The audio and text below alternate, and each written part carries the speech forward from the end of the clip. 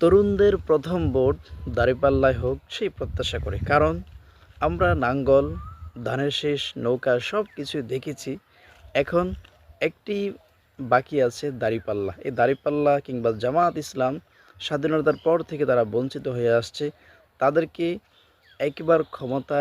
একবার ক্ষমতায় যাওয়ার সুযোগ করে দিয়ে আমরা দেখতে পারি যে তারা আসলে প্রকৃতপক্ষে কেমন কাজ করে।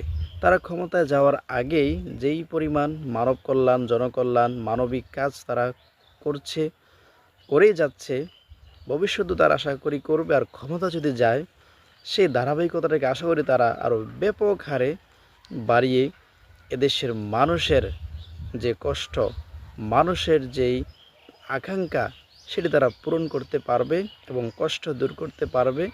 আর উন্নয়নের জোয়ার, উন্নয়নের রোল মডেল একমাত্র আশা করি দাঁড়িপাল্লা বিজয়ী হয়ে তারা এদেশের মধ্যে দেখাতে পারবে উন্নয়ন কি, দেশের কল্যাণে কি করা যায়, ক্ষমতায় যে দুর্নীতি যদি না করে কোনো দল।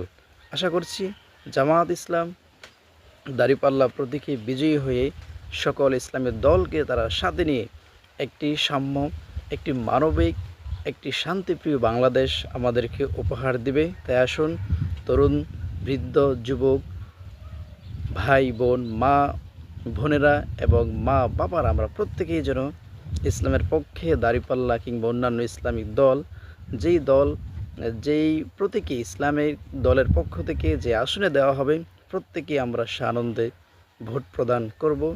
আসসালামু আলাইকুম রহমতুল্লাহ।